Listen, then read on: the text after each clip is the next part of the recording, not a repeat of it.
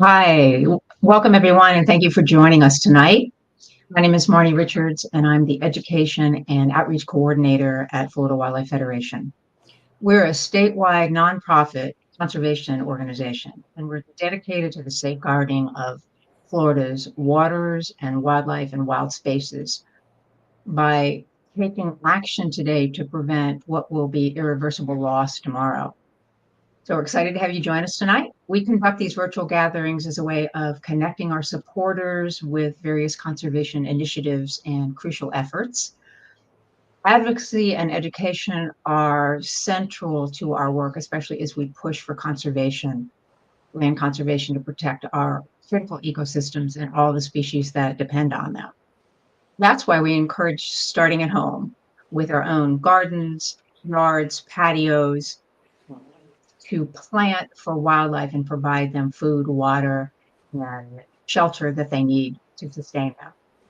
So tonight we'll look at native plants and how they support Florida's wildlife, the critical role of pollinators, and also how you can provide a thriving habitat in your own outdoor space, whether it's a patio or a large yard or kind of a garden. We have three incredible guests tonight, and I am going to introduce them, read all of their backgrounds so you'll know who they are and kind of what they've been doing for the past many years. First, we have George Gann, who is Executive Director and Chief Conservation Strategist for the Institute for Regional Conservation. George has held, sorry, I just lost my,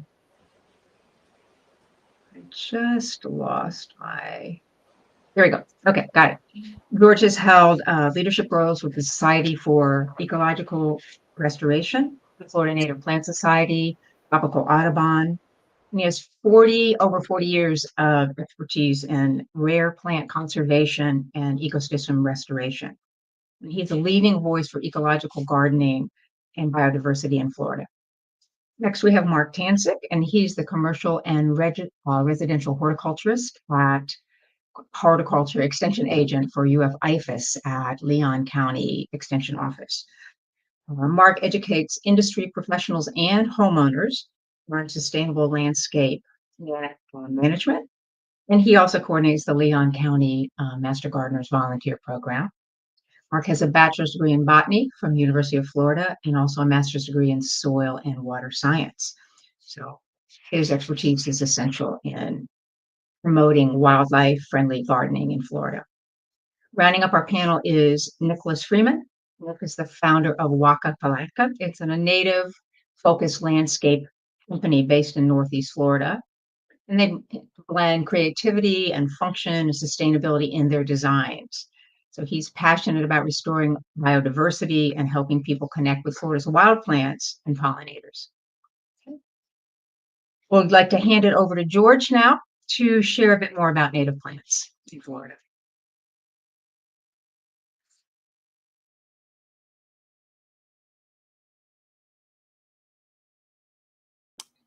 All right, thank you very much, and it's a pleasure to be here. Thanks for the opportunity to talk in this panel. And I'm going to start with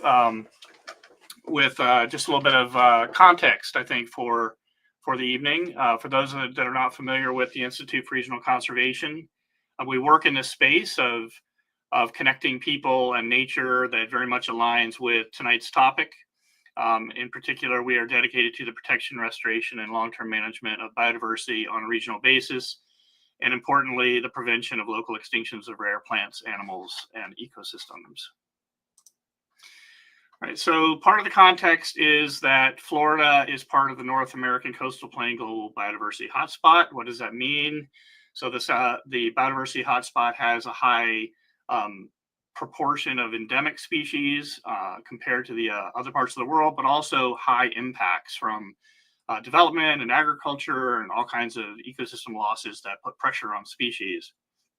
And Florida is interesting in the sense that we have these different groups of plants, temperate plants coming from the north and tropical plants coming from the south. So on the left, we have Loblolly Bay coming from the from the temperate zone barely into southeastern Florida, and for example, the Florida dancing lady orchid that comes up from the tropics into South Florida. And so we have this this mix of species from the temperate and the tropical zones that are changing as one moves from one part of the state to the next. And plant biodiversity is key to animal biodiversity, and we're going to talk a bit about that tonight, but without plants, we don't have animals, and vice versa.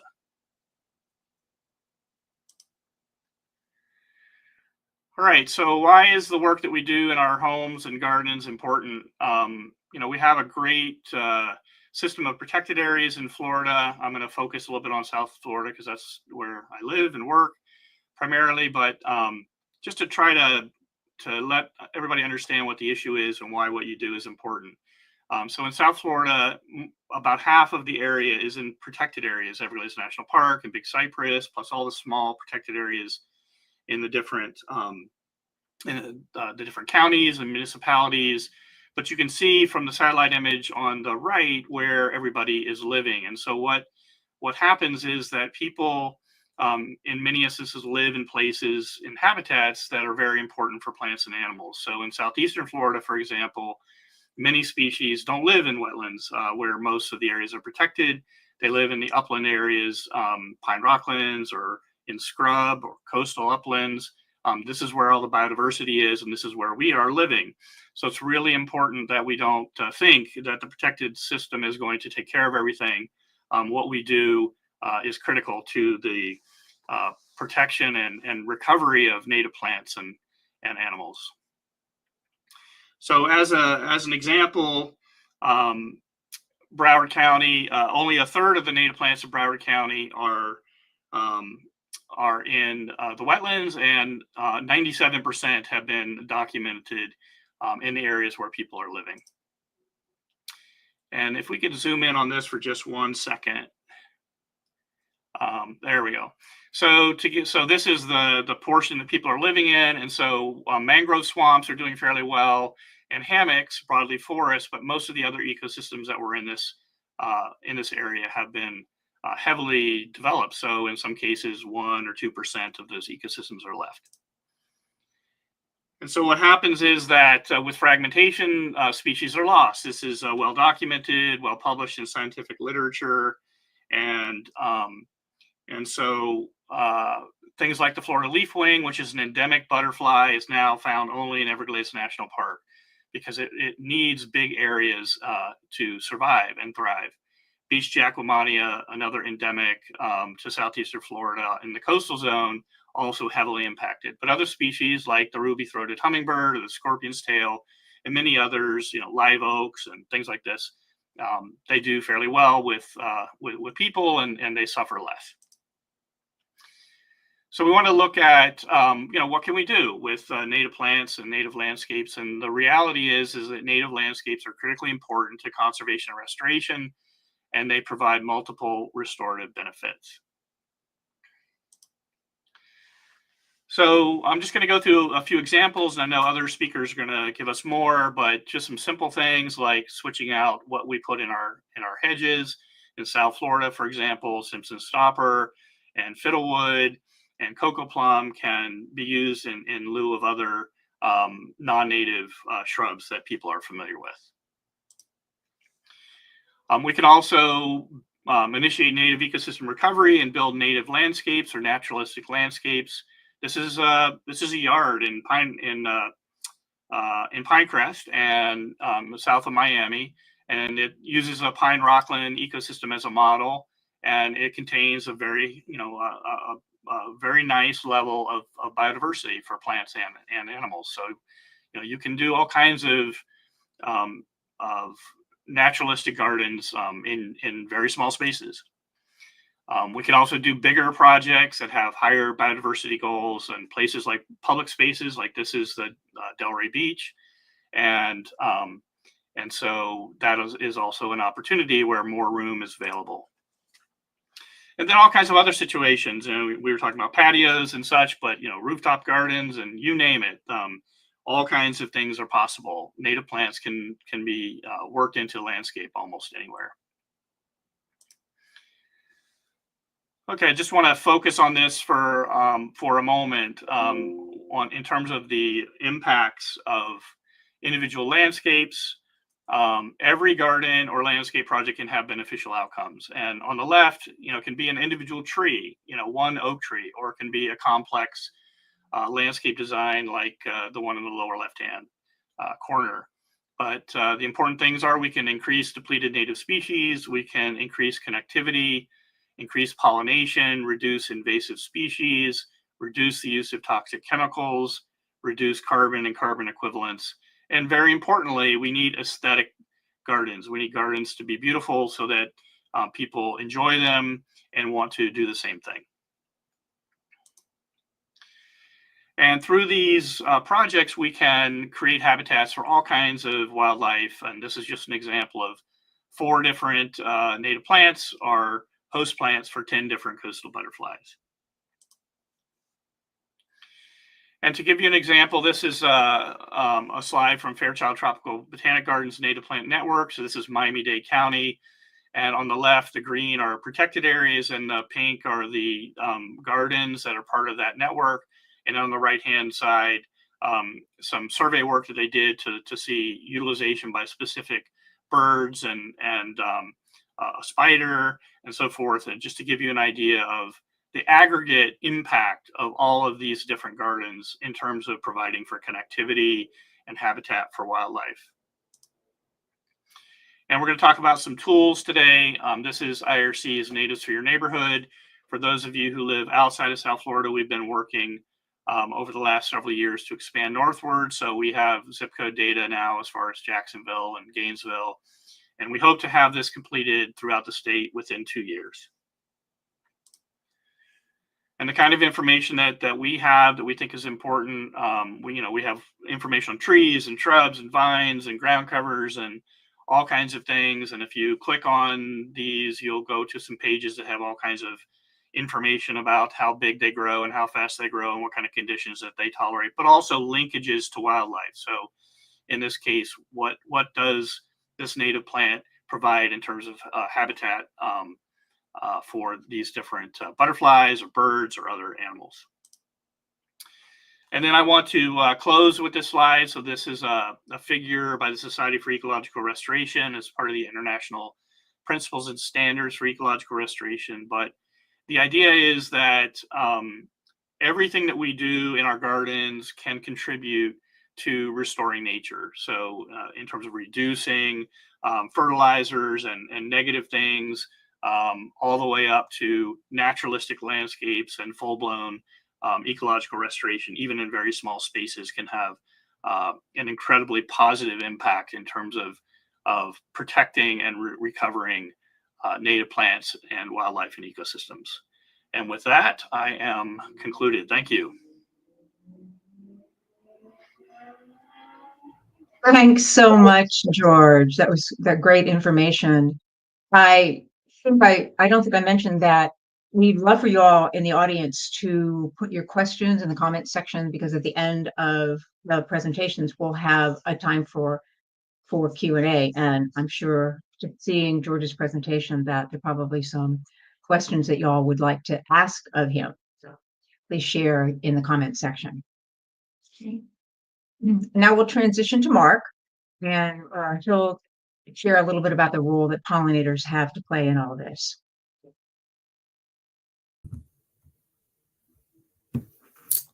Okay, thank you, Marnie. And again, thank you to Florida Wildlife Federation for the invitation. We'll talk power pollinators. This here, Marnie really liked this slide. So there's some resources at the end of this. This is from one of our IFAS documents that goes over a lot of the native pollinators, native bees that you can find, and not just the honeybee, but you can see the diversity there in size. And, there's lots of information on the European honeybee. A lot of scientists, a lot of entomologists, they're really trying to find more about these native bees where there's a lack of data. Again, I'm Mark Tanzig. I'm with the University of Florida's IFAS Extension Office. I'm in Tallahassee in Leon County.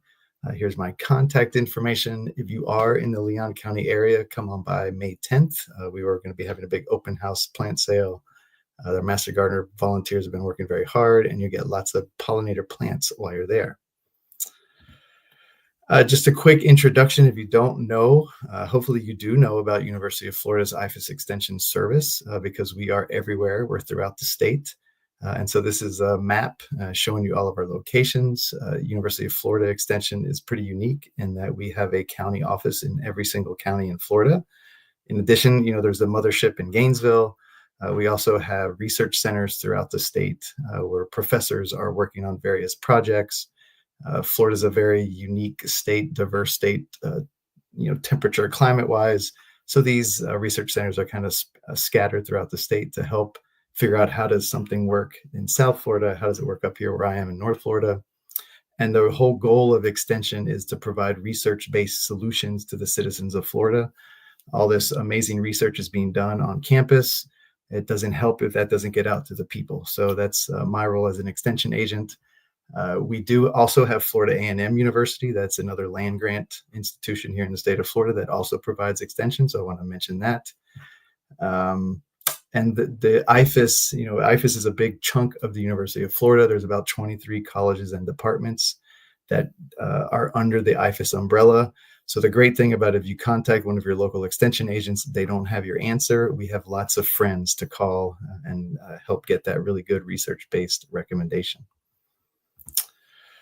So I'm going to talk about types of pollinators, the benefits of pollinators, some of the threats. Mr. Gann kind of went over this, but some of our stuff will connect really well. I'll go over some pollinator best practices. And then at the end, I only got 10 minutes. So I threw in a couple of good pollinator plant examples that you can put in your landscape and kind of almost immediately start seeing pollinators come visit your landscape. Okay, so when it comes to types of pollinators, we do tend to, usually most of us think of insects. And so there's our European honeybee over on the left on the Biden's alba, really great pollinator plant. Butterflies and moths are also great pollinators. They have those long proboscis that goes and look for that nectar. And I did throw in some kind of, some insects and some animals on the next slide that people don't typically think of as pollinators, but the dreaded mosquito, right? There's several species of mosquito that have been documented to pollinate plants. And so they are, good for something. We sometimes have kids that ask, what are they good for? And sometimes adults as well. But mosquitoes are very important in the ecosystem. And then, of course, there's animals. So we have birds, and hummingbirds are kind of the classic example of an animal that's a good pollinator. Bats, you may have heard of bats being pollinators. In Florida, they're not doing very much pollination. Most of the pollinating bats are more in the tropics. We do have lots of bats in Florida. They're just not doing a whole lot of pollination. If you want to learn more about this, it's kind of interesting because bats go after very particular plants. And, with bats' echolocation, the plants hold their flowers in very kind of out on the edges, very in the wide open, so those bats can easily find it. I think mango and bananas are some examples of these trees or fruits that require pollination by bats. And then over on the right, that's our native green tree frog.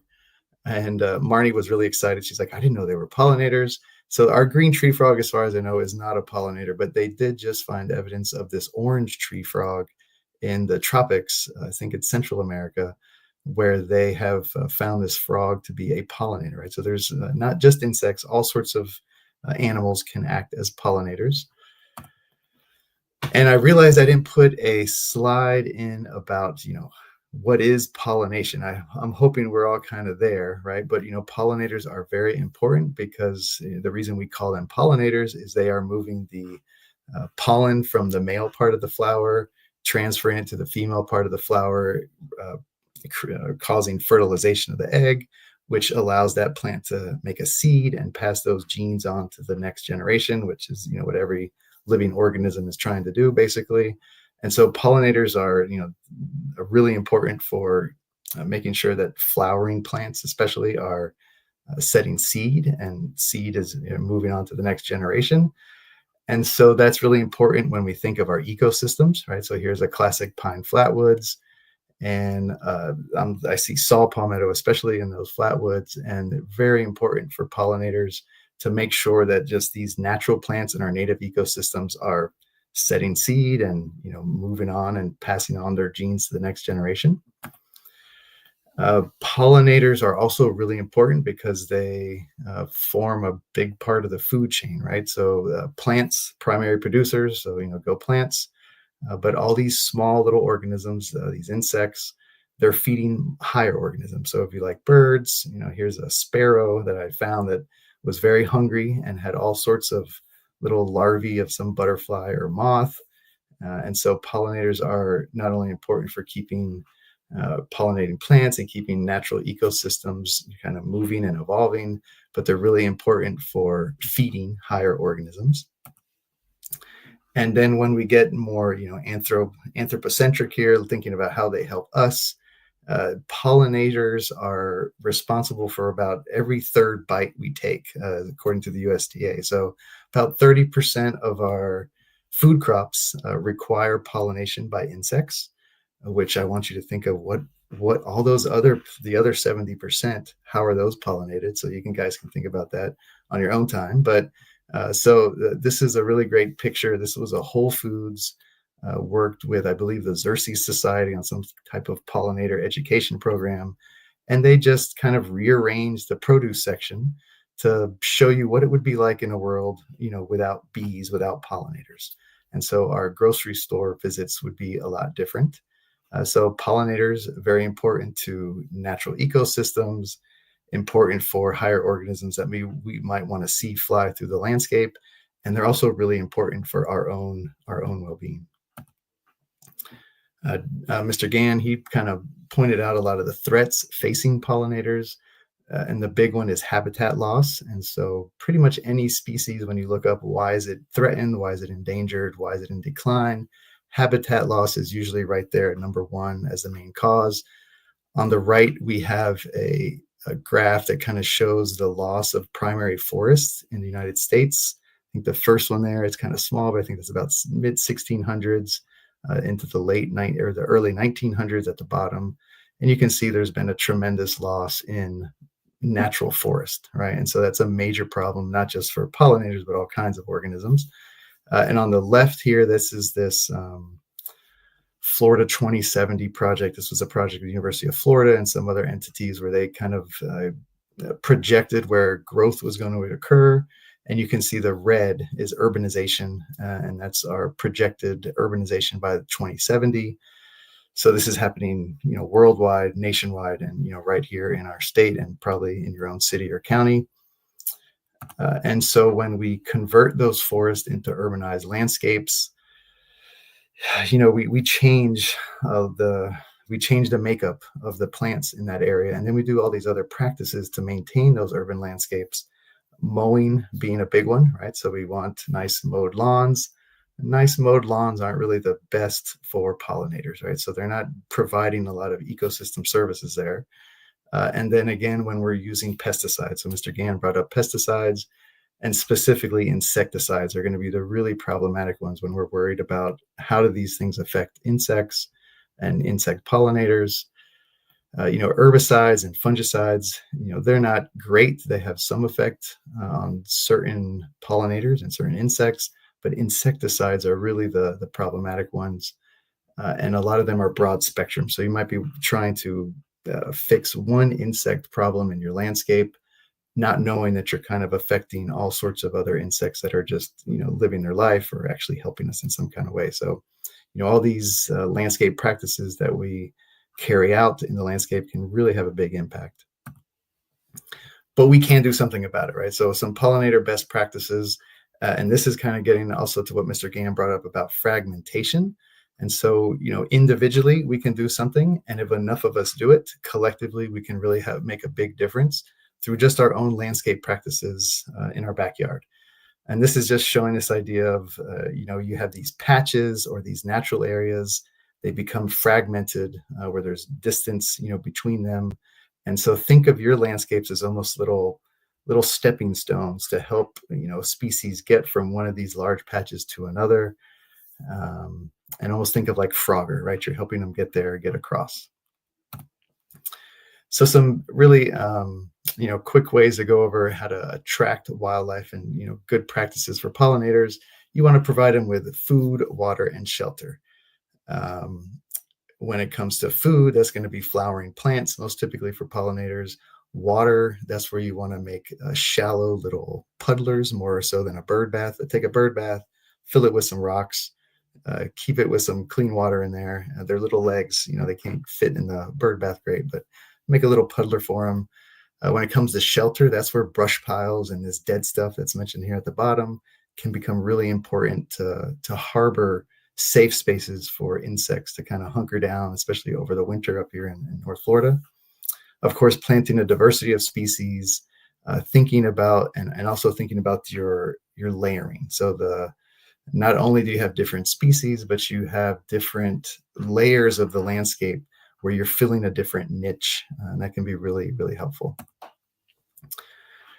Some pollinator plant examples. There's actually 2 non-native species here, but not invasive. So, at the University of Florida, we do like to promote native species, but we realize there's lots of non-native species that folks want to put for that really great pop, but at least make sure we're not using any invasive plants.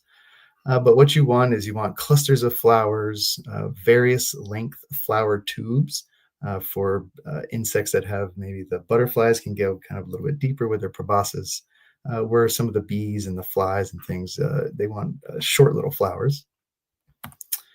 And so here's a couple that I picked out that are just really great pollinator plants, especially up here in North Florida. We have milkweeds, we have tickseed.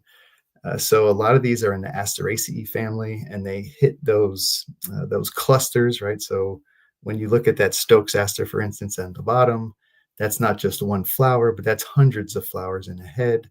And so when an insect lands there, they can very easily get access to lots of pollen, nectar, whatever they're looking for. There's some resources here, and we are going to share those with you. But some great resources, and I think I'm up, and we'll be handing it back to Marney. Great. Thanks so much, Mark.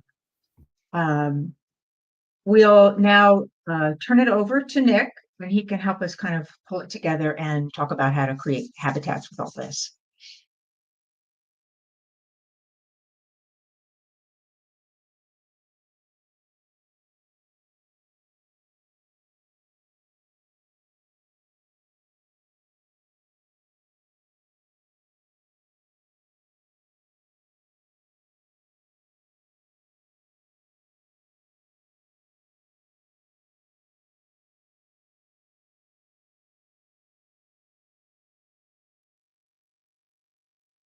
Hey, hello, Nick. Nick, you're still muted, so we can see you, but we can't hear you. There you go.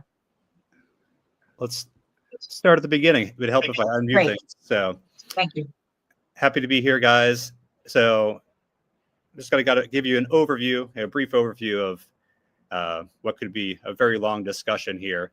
So the primary things we'll discuss is, putting food into the landscape, different ways to add water to the landscape to enhance wildlife, how to create shelter in the landscape, nesting sites. Then at the end, I have some examples of some trees, shrubs, flowers, and grasses that I think are pretty useful for supporting wildlife.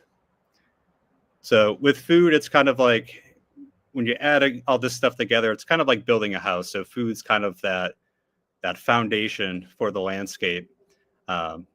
And it starts with native plants. As Mark pointed out, native plants support the greatest amount of insects. They're host plants.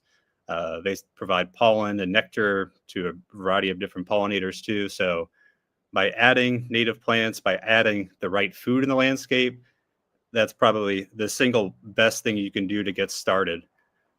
It's really important to have a variety of species too. So, for example, in this photo, there's a collection of liatris flowers, which is that purple flower that you see in the foreground. Really good pollinator attractor, really rich in nectar. The problem is if I just had that in the landscape, that blooms for a pretty short period of time in the fall. So you want to add different seasonality to the landscape, things that bloom in the springtime, the summer, have trees or even shrubs that like produce nuts or berries in the fall that are good winter food sources, because that's really important too. That's typically the time where food sources are a little bit scarce. So yeah, really just trying to add those different layers too. And also don't be too tidy in the landscape. A lot of people in the fall and winter, as things start to go brown and get a little untidy, feel the urge to start cleaning things up, whether that's cutting back grasses or cutting back flowers, pruning shrubs, whatever it may be. Try to leave that stuff during the winter months, because those seed heads are a really good food source for birds and for other wildlife too. Then the second big thing is adding a water source. So this could be as simple as, as what Mark said, putting a bird bath out there with some rocks in there, for birds and wildlife. Could be as grand as having like a pondless waterfall that you see on the right. Or what's probably more practical for a lot of yards too, on the left. So that's a rain garden. That's a project that we did where the client had a pretty wet backyard and wanted to enhance wildlife in that area, but also create a way to kind of access that too. So that white strip that you see in the middle, that's a path that we added through it. And we actually dug out the ground a little bit deeper to create a water depression to hold water in there too. We planted that with sandcord grass, native canna, swamp sunflower, which is that yellow flower that you see blooming there too, some native hibiscus.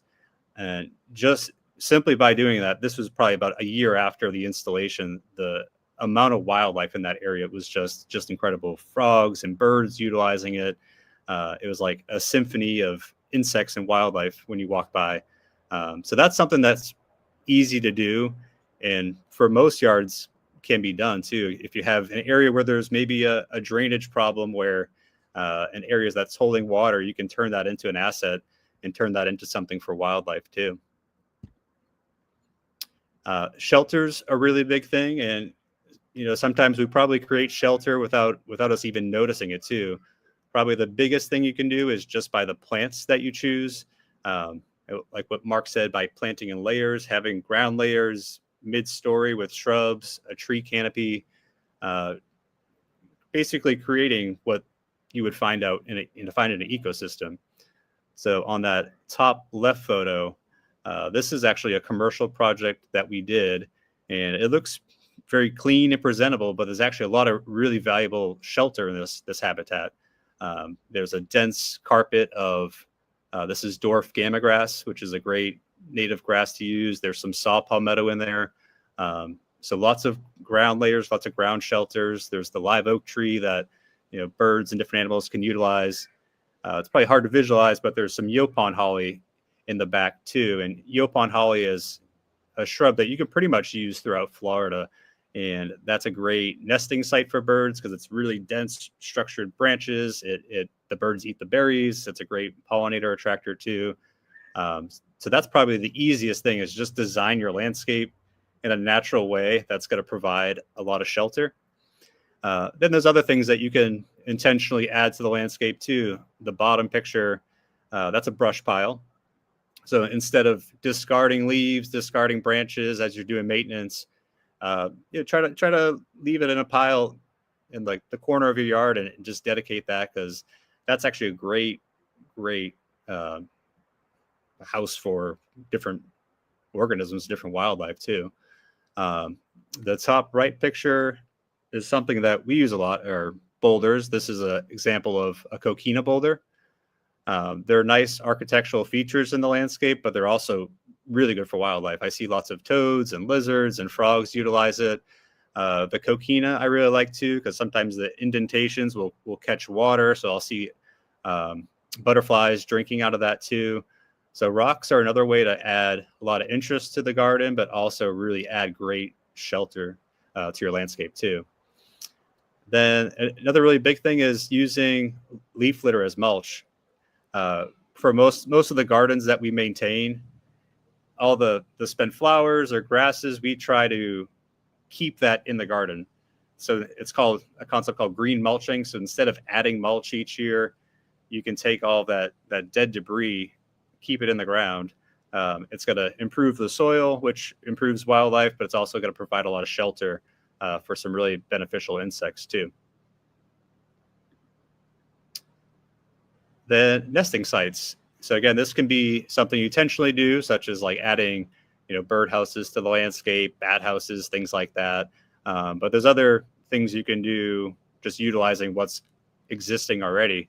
One of those things is like a tree snag. So if there's a tree in the landscape that is ill, you want to take it out for some reason, you can cut that at 10 or 15 feet high, and that decaying tree trunk is going to be literally a hotel for different insects. It's going to attract woodpeckers and all different types of like cavity nesting birds. It's going to provide a lot of benefits, even as it breaks down and falls too. It's going to be really great for the soil as well. Grasses in the landscape, especially if you're doing a meadow garden, really good cover, but also good nesting sites for different birds and wildlife too. And again, the debris stick piles covers both things. It's cover and also nesting sites. Then lastly, just want to briefly touch on just promoting healthy soil. All this stuff kind of ties in together what we've been discussing, but yeah, leaving the leaf litter in the soil, that's going to improve the organics, improve the microorganisms. The smaller the guys that you can sport are going to affect the larger organisms up the food chain too. So really starts with healthy soil, using native plants, because that's going to positively affect everything else too. And also, this was already touched on, but limiting fertilizer and pesticide use. A lot of fertilizers are very salty and in their nature kind of kill a lot of those microorganisms that are part of that soil food web. So try to limit that. The benefit with native plants is you don't really need fertilizer. Then also, limit pesticide and insecticides like we discussed as well. This picture is an example of another commercial landscape that we designed and maintained. And the mulch layer looks really clean, looks really neat, but that's actually probably 90% fallen oak leaves that instead of pulling away and discarding, we actually keep in the garden bed just to keep feeding the soil and feeding the plants and promote wildlife there. Then lastly, just want to touch on some of these native plants. These are more applicable to, I guess, North Florida, maybe the Panhandle, maybe doesn't extend all the way into Southern Florida, but they generally have a pretty large range. In terms of trees, really any native tree, you can't go wrong, but oaks, hickories, for example, are huge food sources for wildlife, for deer, turkeys, squirrels, all types of things. Maples and redbuds are really good too. And why they're important is they bloom really early in the springtime, usually like January, February, where we are. So it's a really good like pollen nectar source for pollinators in those early months as they're kind of coming out of their dormancy. Shrubs, these are all pretty readily available in the native plant trade. Beautyberry, viburnum, stoppers, holly, blueberries, all great pollinator attractors. All of their berries are a great food source for wildlife and birds too. And some of these are really good. Like we mentioned, the Yopon holly is really good cover and a nesting site for birds too. And with flowers, the list is kind of endless, but things like milkweed, it's good to incorporate wildflowers that are host plants, because that's going to support caterpillars and butterflies, which will bring in the birds and other wildlife too. Then lastly, I just have a list of some of my favorite grasses that are to use in the landscape that are pretty readily available and easy to grow too. So love grass, which is kind of like a low growing grass. Muhly grass, which is a little bit larger. The gamma grass is the one I showed you previously with that live oak tree. Sandcord grass, which is the one that was in that water depression. Lopsided Indian grass, which is a great, beautiful grass. That's a host plant. That's really good for like dry upland sandy sites. Then blue stem or andrew pogon, there's 10 or 15 different species that you can use from that. But yeah, that's all I have. So hope you guys enjoyed that. Thanks so much, Nick. Thanks to all of our presenters. There's a lot of information to put in, some short segments. There are many, many, many resources that you can, additional resources that you can go to, and we can show you a little list here of several that we all like, that our presenters have offered to us and that we use. So I think Federico might put that list of those on the screen. The Institute for Regional Conservation has a Natives for Your Neighborhood site, and that's a good site with lots of information and more and additional resources on that site. There's also the Florida Native Plant Society and the Florida Wildflower Foundation, the National Wildflower Foundation, and Mark, I think Mark had some other resources on his. Oh, okay. I see. Okay. He's dropping all those resources in the chat. Yeah. So you can see them there.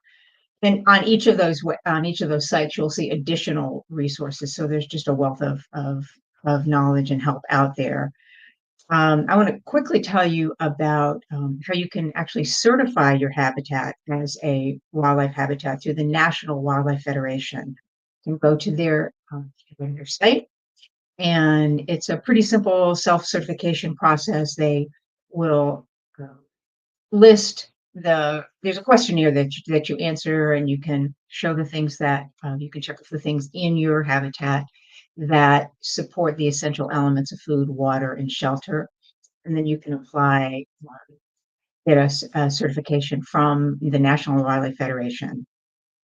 And once you're certified, you can come to the Florida Wildlife Federation. We have a wonderful new garden sign specifically for Florida wildlife habitats. And once you're certified with National Wildlife, you can come to our site and request a sign for a donation. And it's a beautiful sign. Fred, do we have a picture of that just so people can see?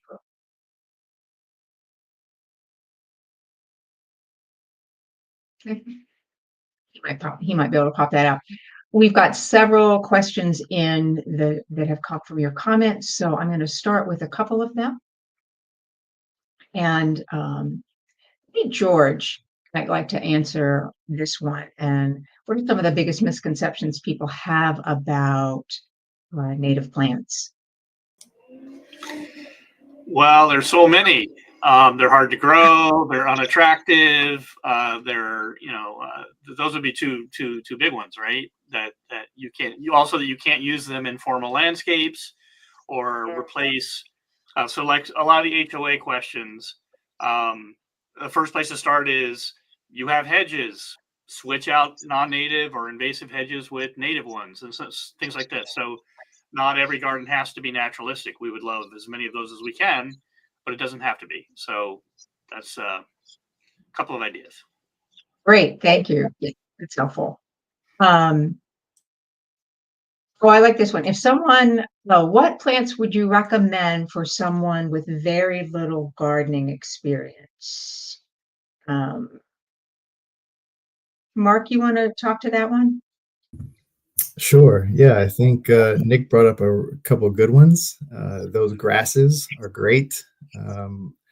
In general, native species are a little bit easier to grow. Once you get them established, they kind of do their own thing. You don't have to worry about fertilizing. You don't have to worry about watering too much. The pests, they're kind of used to the pests. So those grasses are really great. I love grass as well. But I'm going to put one out there for Stokes aster. So Stokes aster up here in North Florida. It just you water it in, you can share it with friends because it'll start spreading and running on you. And it's absolutely gorgeous color of purple. And the insects just absolutely We love use that it. one probably most. Yeah. Yeah. Great. Yeah. Thank you.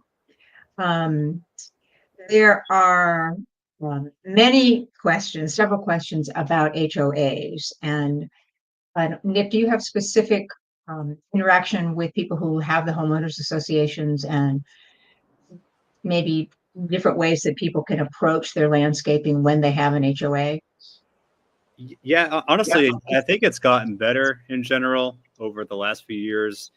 We rarely ever encounter like a lot of pushback in terms of what we're doing, unless it's like a total yard conversion. But usually it's, meeting with the clients, kind of looking at their HOA guidelines and kind of going meeting somewhere in the middle in terms of like what we're doing. Usually a little bit more formal in the front, party in the back kind of situation where you have a little bit more free reign to kind of get creative. Like for example, that rain garden that I showed you guys, that's a HOA neighborhood that got approved and went through that whole process. And so I think if you're going through that process, you have a landscape designer that's kind of there to create a plan, a vision, and to kind of like articulate the benefits of that stuff too. It makes it easier. But it's different from neighborhood to neighborhood. And Marney, if I'll add, there is actually a statute in Florida that HOAs cannot prohibit the implementation of Florida-friendly landscaping principles. And these Florida-friendly landscaping principles are the University of Florida promotes these throughout the state. So they can't prohibit it, they can restrict it. So you want a rain barrel or a rain garden, to reduce stormwater runoff, they can. Maybe you have to put that in the backyard, right? It's like the mullet, like Nick said, right? It's, all formal up front and party in the back. So there's some things out there to help, but I think working with your HOA, someone said in the comments, plan and ask for forgiveness later. With my UF shirt on, I have to say, you have to follow your HOA regulations, right? You're kind of stuck with that. Yeah, and even using some native plants that are a little bit more HOA friendly, like, Stokes Aster that Mark mentioned. That's a great one. It's evergreen. It's very compact, tidy, like big showy flower. It looks like it's from Home Depot. Rosin weed is one that we use a lot too. That's probably underutilized. That is more Leon County kind of panhandle area. But that does great throughout the state, especially here in like Jacksonville, Northeast Florida. So there's ways to do it where there are certain native plants you can use where you kind of get that happy medium. Yeah, great. I think we're all seeing that with people who live in homeowners association neighborhoods are seeing that there's more understanding and there's more acceptance of native plant gardening within the HOA guidelines. So yeah. Okay. Here, someone asked about patios. We have lots of people that live in apartments or condos, and I can't find the specific question, but I think it was, what can I do if I have that small space on a patio or just like a balcony? What can I do for wildlife? Anybody in particular want to speak to that? Because I know you all can. I can touch on that. Even just doing, small footprint, having containers in your patio, whether it's some coreopsis, a few different wildflowers, you can still impact pollinators in a really tremendous way. So yeah, there's no footprint that's too small to have a positive impact. Yeah, and then get your neighbor with a patio to put some in too, and you'll be connecting the fragments there in the apartment complex. That's right. The thing I would add is that patio spaces tend to have very different light environments during the day and during the seasons.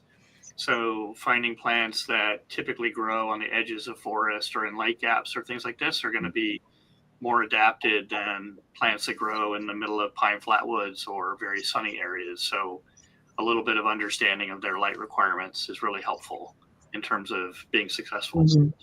Great. Yeah. There's a question from Lori on YouTube, and maybe George, you would answer this because this is it's Southwest Florida, but she asked for what are the best native hedges for Southwest Florida? You ever thought about that, George?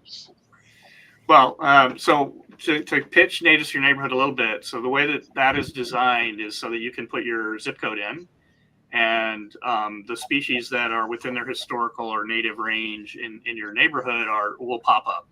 And so you'll get a list of shrubs that you can look at for your area.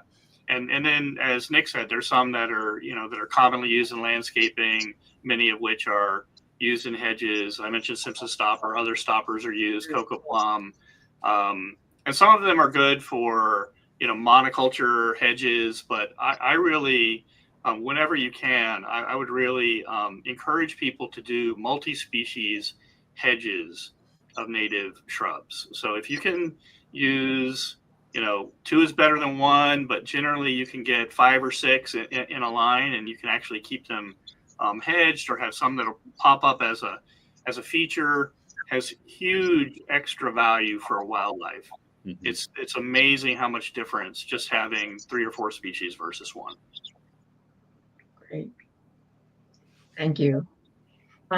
This is a good one. Karen on Facebook says, I need help with lubbers. So this is our first insect question, and very dramatic insect. Mark, you're smiling. You want to talk about those grasshoppers? Sometimes we have to tolerate some of these insects, right? So with lubbers, unfortunately, I got no magic bullet for you as far as what to do to control them. Just enjoy watching them, right? They're really big. They're very colorful. I got no special product for you. Sorry to drop that on you. Yeah, I mean, one of the things we like to tell folks is you do have to tolerate some insect damage in your landscape. You can't expect it to be perfect. Now, if they're really going after something very prized, really the best control method is going to be kind of like hand getting them, right? Grabbing them. So maybe you got some grandkids or some neighbor kids that want to play with some grasshoppers, have them get out there and go hunting.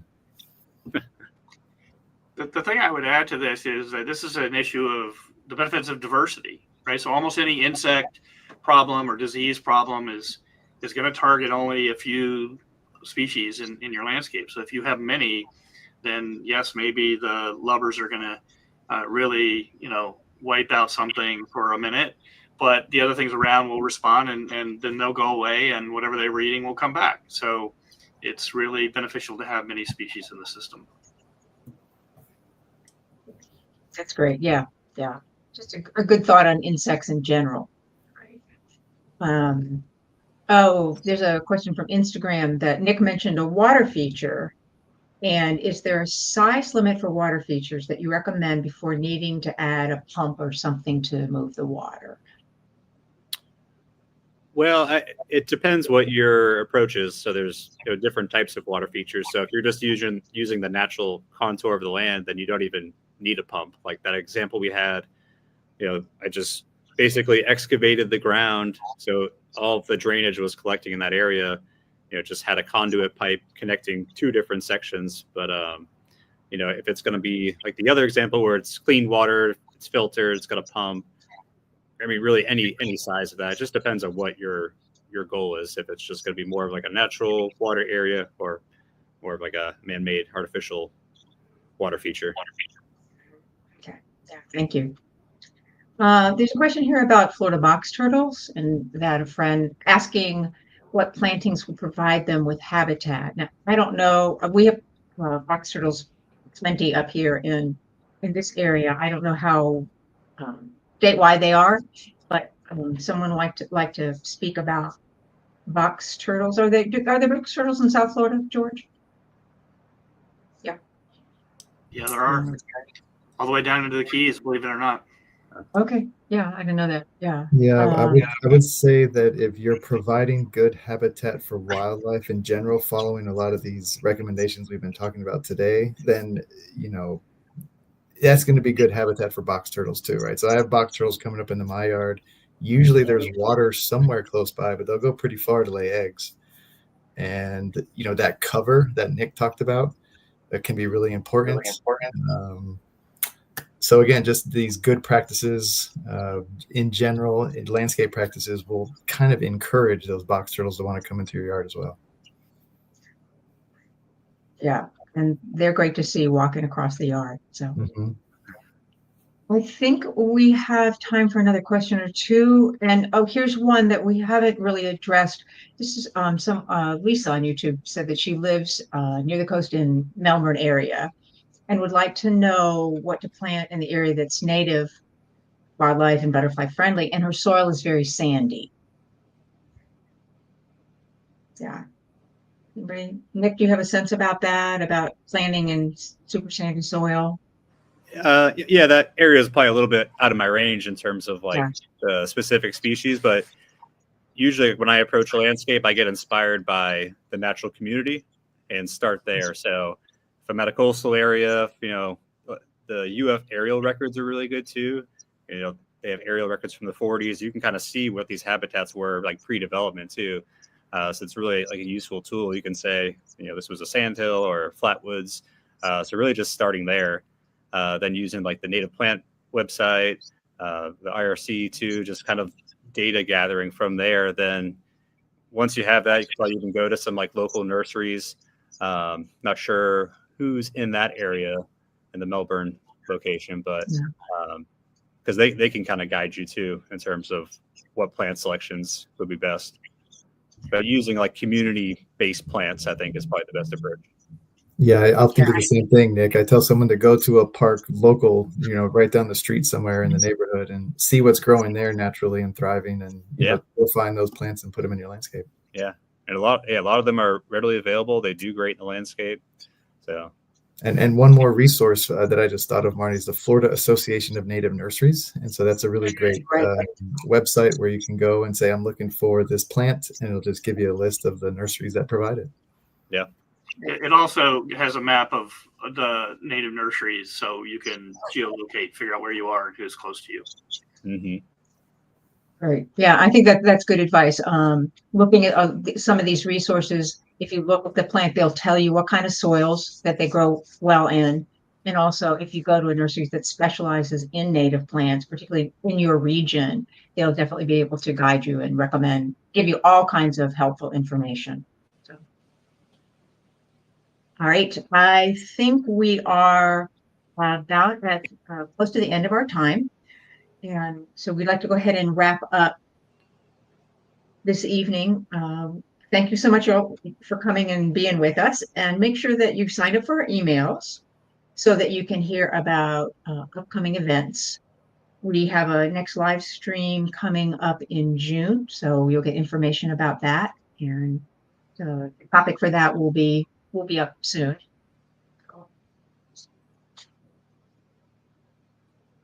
Federico, if you can, can you flash the our garden sign again real quickly? Because here we go. That's our Florida Wildlife Habitat sign. That's our new sign that we're really happy to offer to folks to put in your garden. And the value of having something like that is it's a great talking point with neighbors, and then they can see that what your intention is with your garden site, and that you are providing wildlife habitat, and that you're doing it with intention and planning.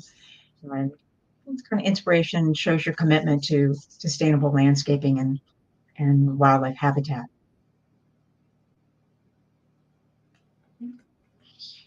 All right.